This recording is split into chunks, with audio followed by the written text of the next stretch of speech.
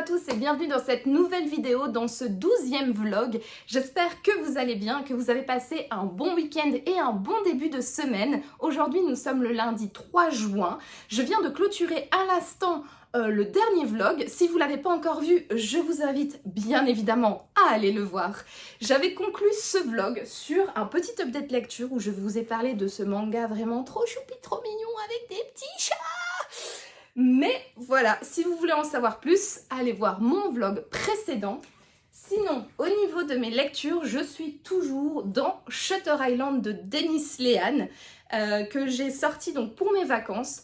Il faut savoir que je suis une grande fan du film Shutter Island. J'avais été le voir avec mes copines au cinéma et ça avait été un énorme coup de cœur. J'avais adoré tout ce qui était ambiance d'un point de vue photographique et également d'un point de vue auditif, donc au niveau des musiques. Je trouve que c'est un film qui est extrêmement bien filmé, extrêmement bien pensé. Et j'étais pas du tout au courant qu'en fait ce film était basé sur un livre et je l'ai appris il y a quelques temps, je pense il y a peut-être 3-4 ans. En me renseignant sur Dennis Lehane qui a écrit également Mystic River.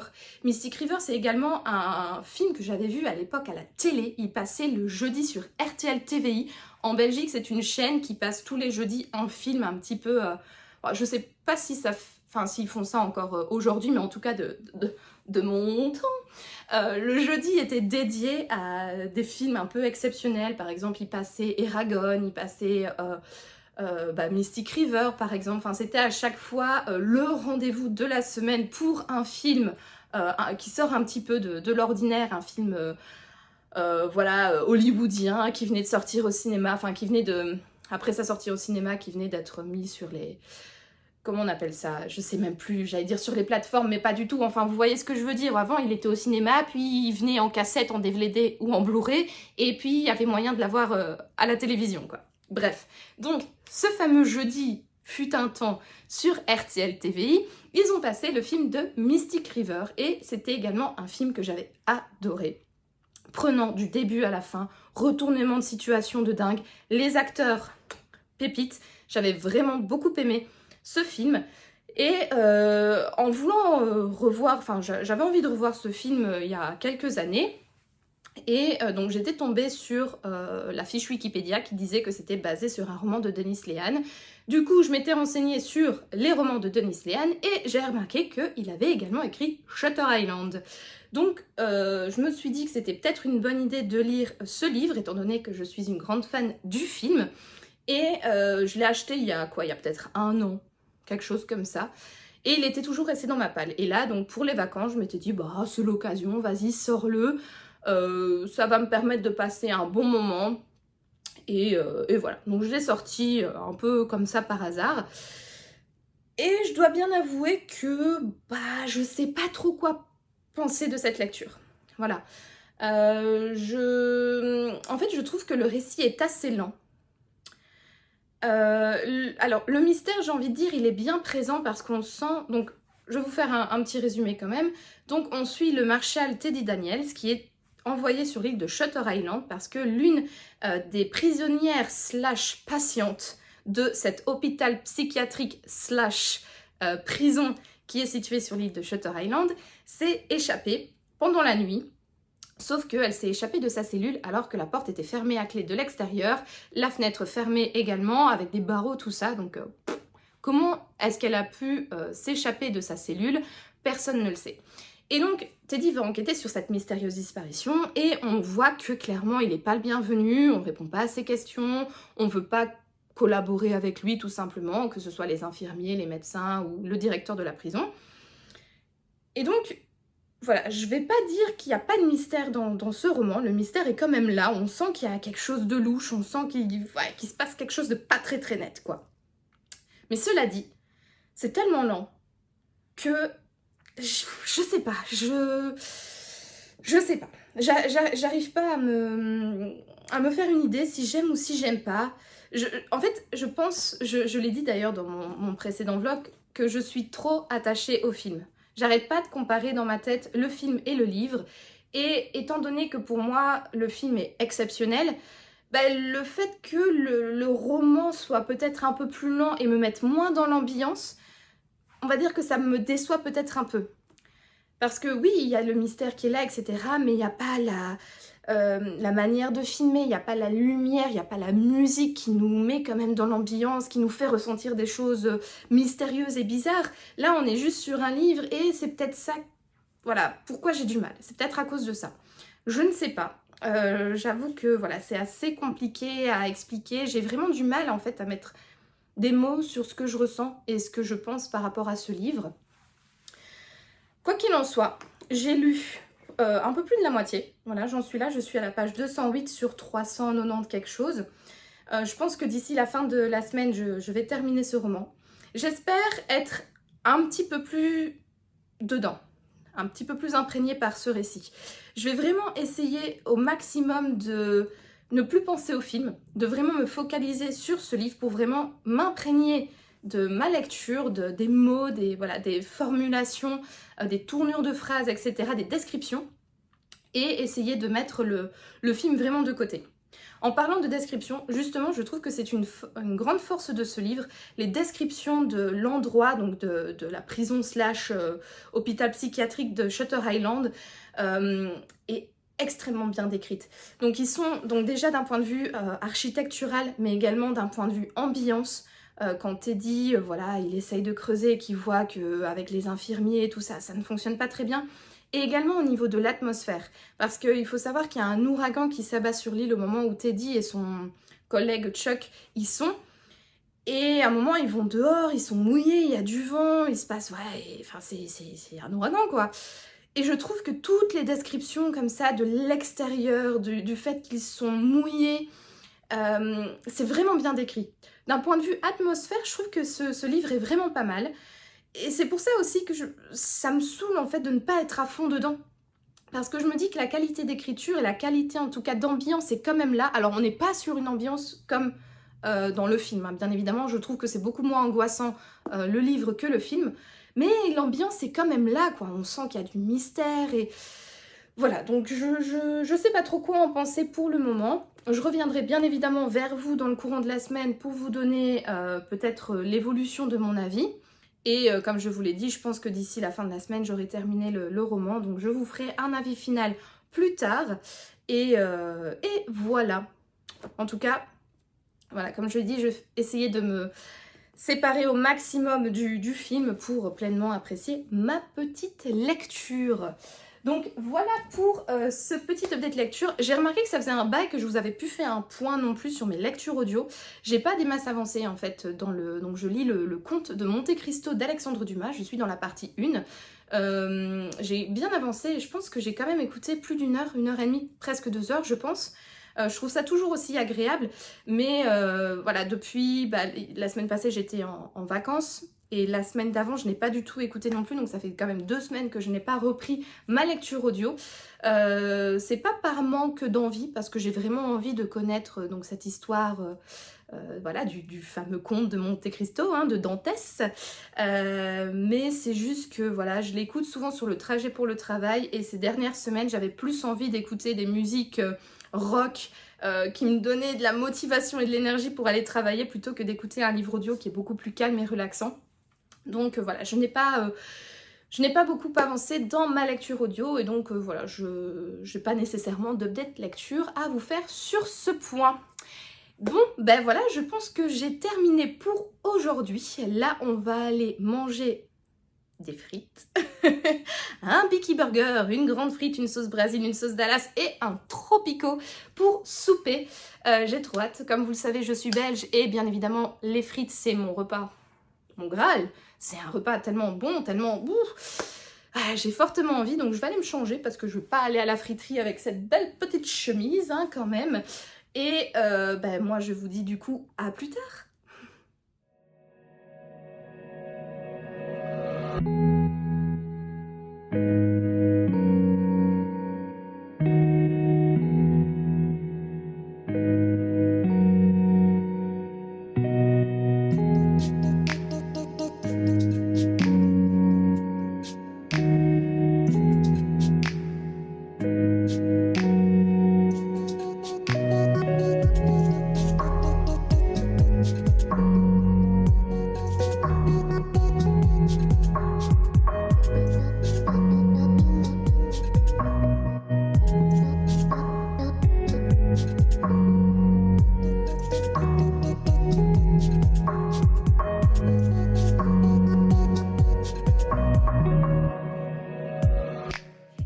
on est jeudi et je viens vous faire un petit update lecture car j'ai terminé ma lecture de Shutter Island de Dennis Lehane. Alors, je vais pas dire mitigée, mais je reste sur ce que j'ai dit dans le précédent rush. En fait, je sais pas trop quoi penser de ce livre. En réalité, l'adaptation de Martin Scorsese, je pense, de ce livre-ci, est extrêmement bien faite. Vraiment, le film est très fidèle au livre et il a ce côté angoissant supplémentaire grâce à l'ambiance, à la lumière, à la façon de filmer et à la musique utilisée.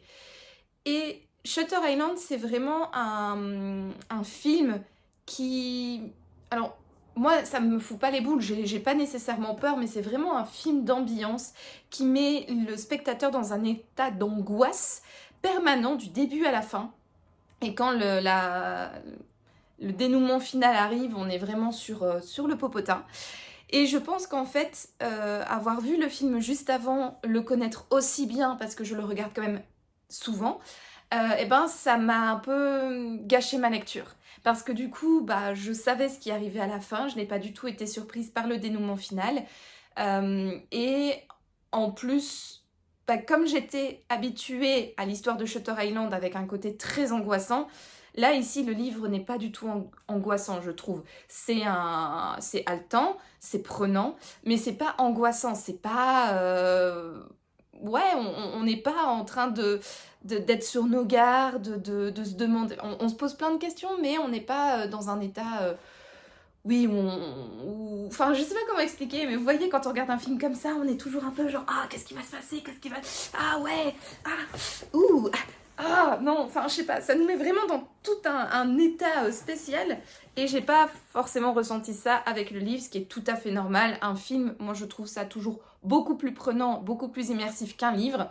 Et donc du coup, voilà, j'avoue, je sais pas trop quoi penser de ce livre. Je l'ai trouvé assez lent, je l'ai trouvé assez... Enfin, Dennis Lehane prend vraiment du temps pour déployer son intrigue. C'est pas forcément ce que j'aime, vous savez que j'aime les thrillers beaucoup plus rythmés et beaucoup plus rapides. Mais voilà, c'était pas nécessaire... C'était lent, mais c'était pas si dérangeant que ça. J'ai quand même dévoré le livre, surtout la deuxième moitié. Depuis lundi en fait, j'ai trouvé que la deuxième partie était beaucoup plus palpitante que la première. Voilà, le cadre était posé, les personnages étaient posés, donc là on pouvait vraiment être dans le vif du sujet. Donc j'ai trouvé cette deuxième partie beaucoup plus haletante, beaucoup plus prenante, quand même assez lente, mais il y avait beaucoup plus d'éléments qui arrivaient, il y avait beaucoup plus d'événements qui nous faisaient se poser des questions. Donc voilà, c'est...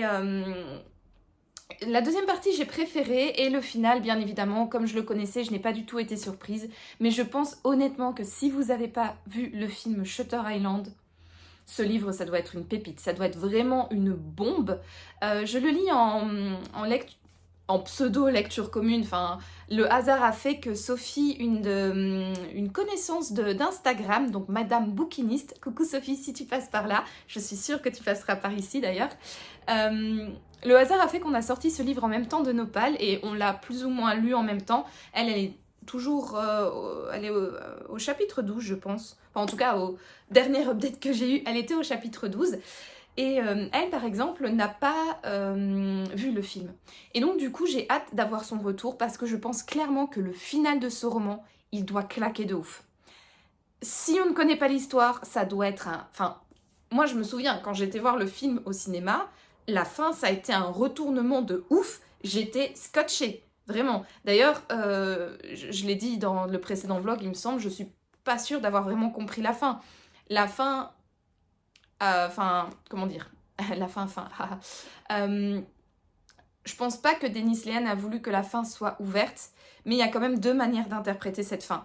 Il y a la fin, je pense, plus réelle, plus donc qui est fidèle au livre, qui est fidèle, je pense, à ce que Dennis Lehane voulait faire. Et puis il y a la fin peut-être un peu plus fantasmée par les lecteurs, par les personnes qui aiment le film. Donc voilà, donc Bref, je voulais en venir. Donc moi, quand j'avais vu la fin du film, j'avais été extrêmement surprise par la fin. Et je pense que là, le retournement de situation doit être encore beaucoup plus fort dans le livre quand on le lit. On doit vraiment, vraiment être sur finir sur son séant. Voilà, et donc j'ai vraiment hâte d'avoir le retour de Sophie, de voir ce qu'elle en a pensé, si elle avait vu venir ce retournement de situation et à quel point ça l'a surprise en fait. Je pense vraiment, vraiment si vous n'avez pas lu, pas vu, pardon, Shutter Island et que ce genre de roman qui se passe donc dans un hôpital psychiatrique, une ambiance très mystérieuse, avec beaucoup de non-dits et beaucoup de mystères, si vous aimez ce genre de livre et que vous n'avez pas vu le film, franchement, foncez. Je pense honnêtement que c'est un livre qui peut en surprendre plus d'un et dont la fin va plaire à énormément de personnes. Donc voilà. Ouais. Je pense que clairement le fait d'avoir vu le film a gâché entre guillemets, c'est pas vraiment du gâchis parce que l'histoire est quand même intéressante, mais comme le film est extrêmement fidèle, bah forcément, bah voilà, il y a un petit côté suspense sans moins, en résumé. Donc voilà pour la lecture que j'ai terminée hier, et ce matin j'ai choisi très rapidement dans ma palle un nouveau bouquin pour m'accompagner dans mes trajets de bus de la journée. Et j'avoue, j'avais plusieurs idées en tête, j'avais plusieurs livres vers lesquels je voulais aller. Et puis j'ai mon œil qui est tombé sur un livre qui est dans ma palle depuis octobre 2022. Il me semble que c'est le dernier livre que j'avais acheté au salon Iris Noir, le premier salon que j'avais fait en octobre 2022. Il me semble que c'est le dernier de mes achats qui reste dans ma palle.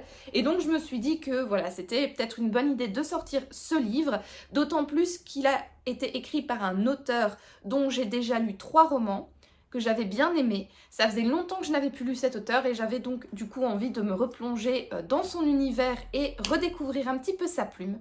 Et donc j'ai sorti de ma palle, roulement de tambour, je sais même pas le titre, Train d'enfer pour Ange Rouge, voilà, de Franck Tillier, donc le fameux auteur français, je pense un des plus connus, en tout cas un des plus prolifiques et un des plus célèbres auteurs de thrillers et de policiers. Donc dans le Train d'enfer pour Ange Rouge, on découvre l'inspecteur, l'enquêteur, le quoi. Je m'y connais pas du tout en grade policier. Le commissaire, voilà, le commissaire Franck Charcot. Donc si vous ne le savez pas, Franck Tillier a une très grande saga avec 2 personnages, donc Charcot et Lucie Hennebelle ou Hellebelle ou bon, bref, Charcot et Hennebelle et Lebel. Et en fait, ces 2 personnages, on les rencontre d'abord dans des romans séparés et puis ensuite ils vont se rejoindre pour une enquête et la saga continue avec ces 2 commandant, enquêteur, commissaire, je ne sais pas, bref. Passons. Et donc là, celui-là, c'est le premier qui a été écrit et logiquement le premier de la saga Charcot. Après, récemment, Franck Tillier a sorti le livre 1991 qui est un préquel de ce livre-ci. Donc voilà, techniquement c'est le premier, mais maintenant c'est plus le premier. En tout cas, c'est le premier de la saga Charcot qui a été écrit et qui n'est plus le premier de la saga. Bref. Donc on découvre ici le commissaire, je vais y arriver, Franck Charcot, qui est envoyé sur une scène de crime extrêmement sanglante. On retrouve une femme décapitée avec le corps totalement martyrisé et mis en scène au plafond de sa chambre à coucher. Elle est liée par des cordes style bondage, voilà. Et donc sa tête traîne sur le lit en dessous de son corps avec les yeux qui ont été enlevés et replacés dans les orbites pour contempler le reste du corps suspendu au plafond. Et voilà, donc il est mis sur cette enquête et je suppose que c'est il va rechercher pendant tout ce livre-là le coupable de ce meurtre. Et le premier chapitre, le prologue, il me semble. Ouais, désolée, je suis un peu chaotique aujourd'hui, mais j'ai une mini migraine et j'ai mon œil qui arrête pas de, vous savez, de danser comme ça. Enfin, j'ai ma paupière et le tour de l'œil qui vibre et c'est extrêmement agaçant, surtout quand on essaye de bien parler et d'avoir l'air professionnel. Ça n'aide pas. Bref. Anyways, donc dans le prologue, on apprend que la femme de Charcot a disparu. Là, je viens de voir dans le 4e de couverture qu'elle a disparu depuis 6 mois. Et voilà, cette nouvelle affaire va un petit peu réveiller son âme de flic, son flair de flic, et il va enquêter donc sur ce meurtre assez sanglant. Alors, je n'ai pas beaucoup avancé, j'ai lu 42 pages. J'ai eu un peu du mal à me mettre dedans ce matin. Là, j'ai lu un petit peu sur ma terrasse. J'ai profité, il fait beau aujourd'hui au Luxembourg, donc j'ai profité des petits rayons de soleil que le pays nous offre enfin. Donc j'ai lu un petit peu sur mon balcon en rentrant du travail. Ça a été mieux là, tout à l'heure. Voilà, j'arrive à me mettre dans l'enquête, voilà, je suis bien prise dans l'intrigue, je retrouve la plume de Franck Tillier que je trouve très agréable, très factuelle, assez fluide.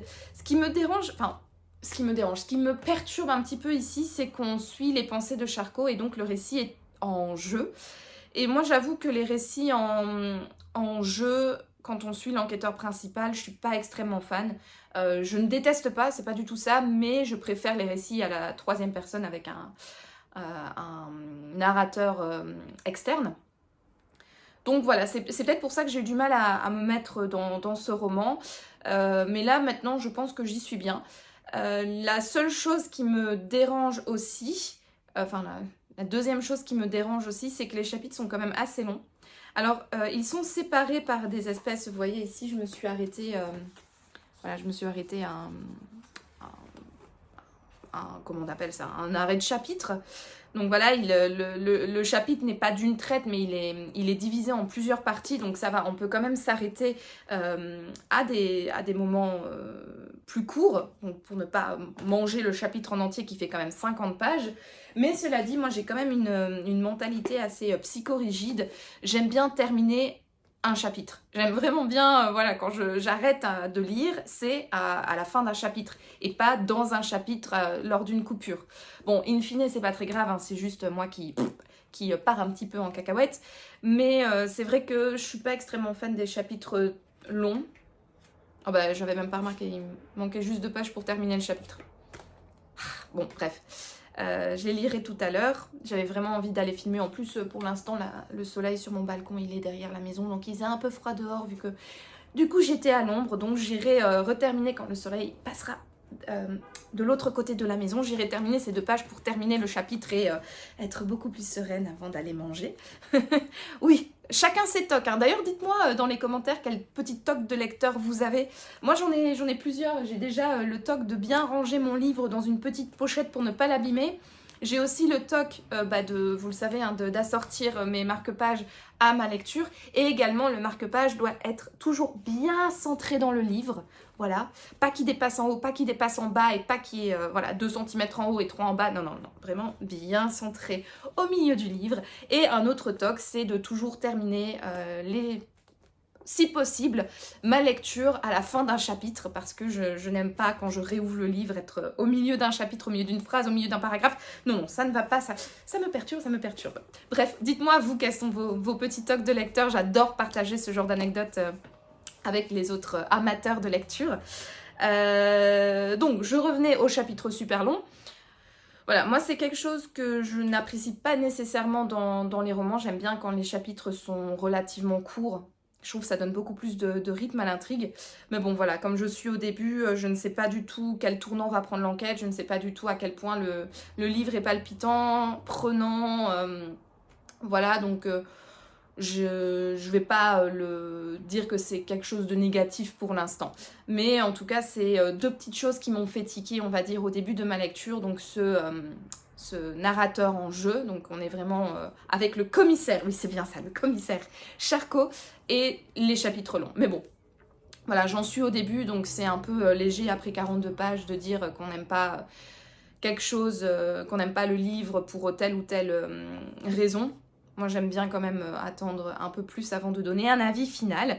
Et de toute manière, je reviendrai par ici vous donner mon avis, vous le savez très bien, dans un update lecture d'ici sans doute la fin de la semaine. Je vais pouvoir continuer quand même de le lire aujourd'hui, demain, samedi et dimanche, bien évidemment. Donc là, on a parlé de ma lecture et je vous ai montré tout à l'heure un petit peu mon marque-page. J'ai choisi celui-ci pour accompagner ma lecture parce que le titre c'était Train d'enfer pour Ange Rouge. Je ne sais pas si ça va parler de train, je ne sais pas si ça va parler de gare, peu importe, mais en tout cas comme il y avait le mot train dans le titre, j'ai choisi de sortir de ma palle l'horloge du musée d'Orsay que vous pouvez retrouver donc à l'intérieur du musée d'Orsay, dans le grand hall. Alors pourquoi cette horloge? Alors déjà pour la petite blague que les trains ne sont jamais à l'heure. Voilà, mais également parce que cette horloge est située, donc comme je l'ai dit, au musée d'Orsay. Et si vous ne le savez pas, le musée d'Orsay, avant d'être un musée, était une gare. Une gare qui a été construite à la fin du 19e siècle, il me semble, il n'y a pas la date ici. Si, 1900. Donc elle a été construite à la fin du 19e siècle, début 20e siècle. À la place d'un palais qui avait été commandé par Napoléon Ier. Ce palais abritait à l'époque le Conseil d'État, il me semble, et il a été brûlé par les communards, courant 1870, je pense, quelque chose comme ça. Et d'ailleurs, petite anecdote, petite fun fact, cet incendie du palais d'Orsay a été raconté dans un livre de Émile Zola, dans La débâcle, il me semble. Il parle de cet incendie. Voilà, petit point...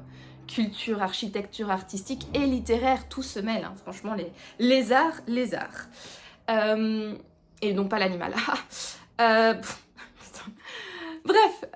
Donc, petite horloge du musée d'Orsay qui était donc un palais qui a brûlé, qui ensuite a été reconstruit à la fin du 19e siècle par Victor Laloux, pour être une gare qui reliait Paris et Orléans, il me semble c'était le terminus, et cette gare avait été construite dans le but d'accueillir les voyageurs lors de l'exposition universelle qui s'est tenue à Paris.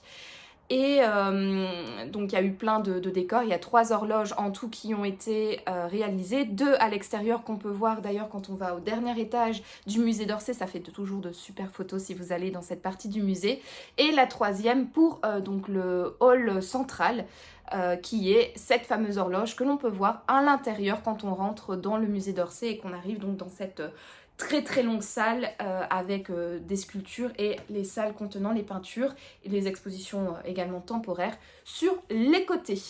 Donc voilà pour le petit point marque-page / la petite minute culturelle de ce vlog. Je trouvais que c'était vraiment un marque-page, encore une fois, parfaitement en adéquation avec ma lecture.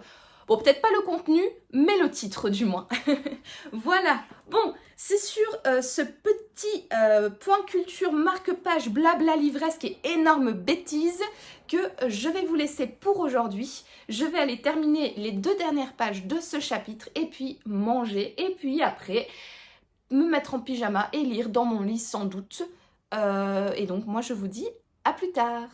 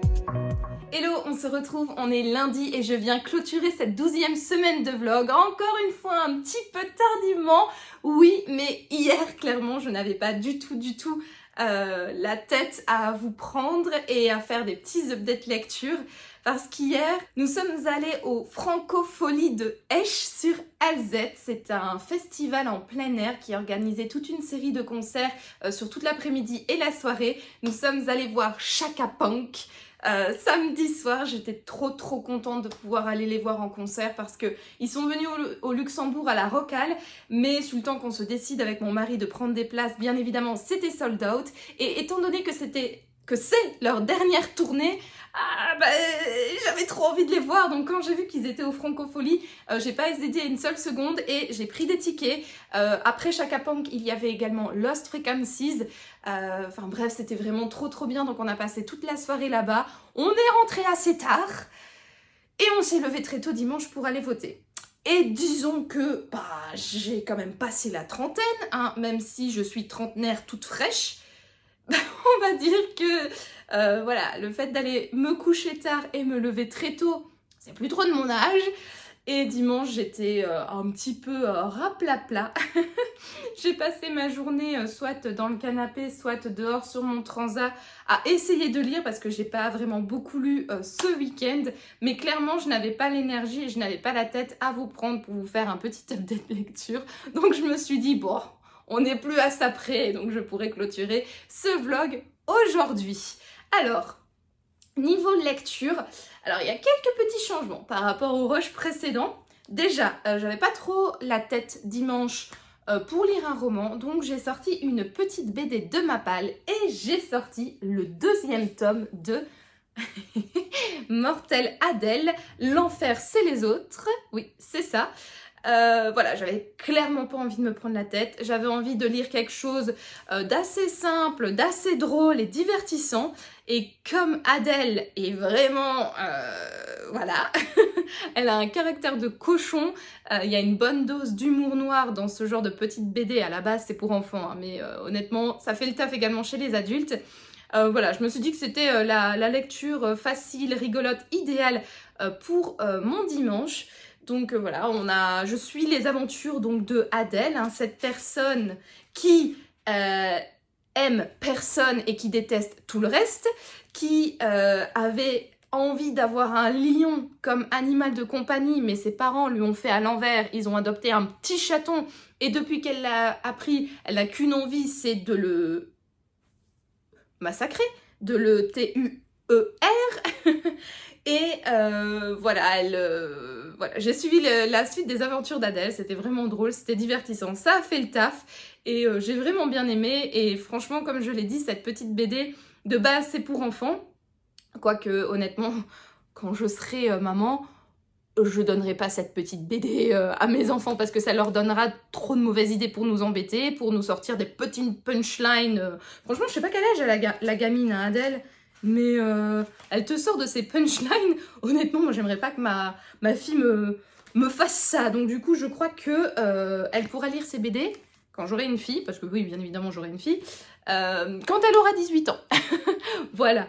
Mais non, c'était vraiment très drôle, donc ça a fait le taf de me divertir simplement. Voilà.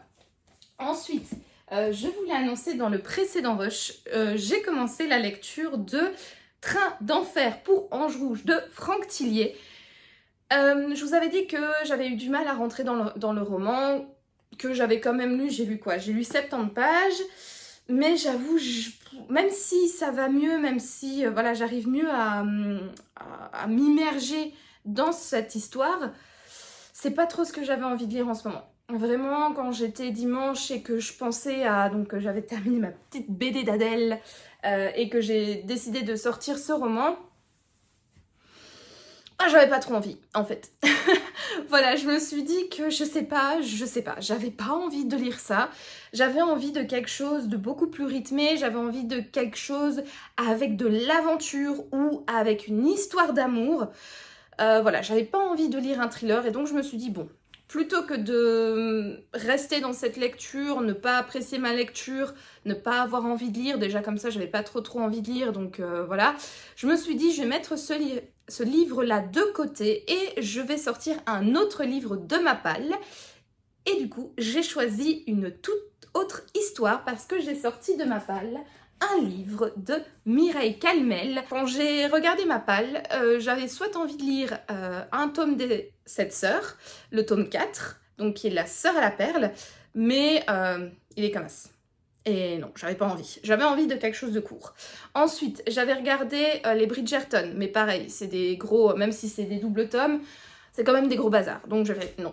Ensuite, j'avais regardé d'autres romans d'amour, romans voilà, un petit peu plus légers que j'avais, mais rien ne m'a tiré et voilà, je me suis dit bah pourquoi pas un petit roman historique, un petit polar policier historique. Et j'ai 2 tomes de Mireille Calmel dans ma palle et j'ai pris clairement le plus petit. Voilà, j'avais pas envie de me lancer dans une histoire longue. Et donc j'ai choisi celui-là. Donc Les Lionnes de Venise raconte l'histoire de Lucia qui est fille d'imprimeur à Venise. Elle voit, quand elle revient des courses, une mystérieuse courtisane sortir de chez l'imprimerie, donc de chez son papa.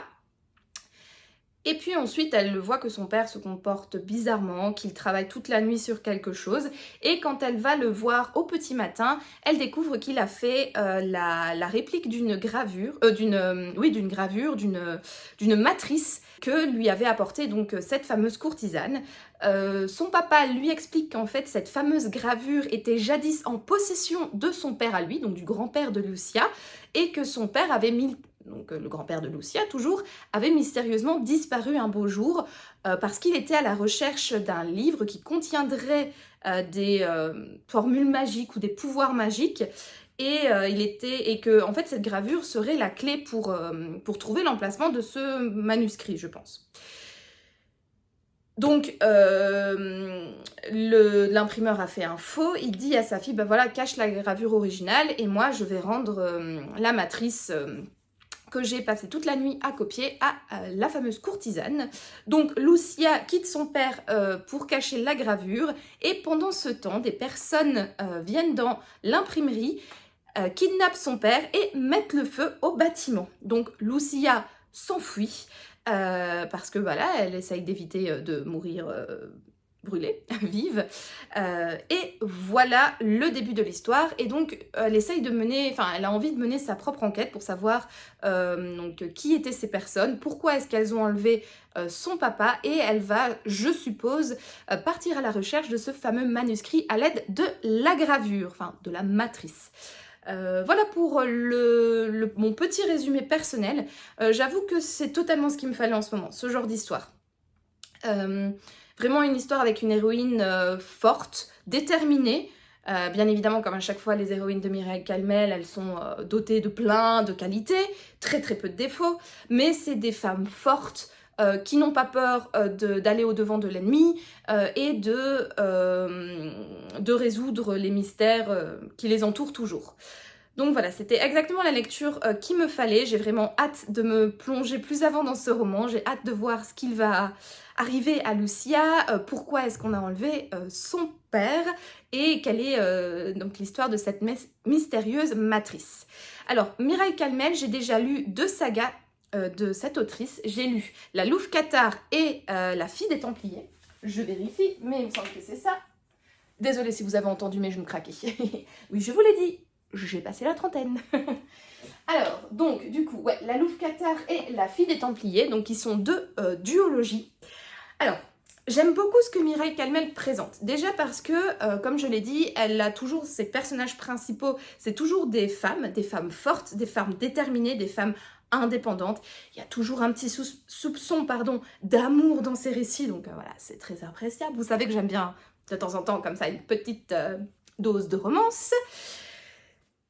C'est toujours très prenant, je trouve, ces livres. Néanmoins, je trouve toujours très prenant ces premiers tomes. À chaque fois que je démarre une duologie ou une saga, je trouve toujours ces premiers tomes hyper addictifs. Ça termine toujours sur un cliffhanger de dingue, on n'a qu'une envie, c'est de tout de suite entamer le tome 2. En revanche, le rythme dans les tomes 2, donc voilà, dans les 2 en tout cas que j'ai lus, le rythme est beaucoup plus moins haletant.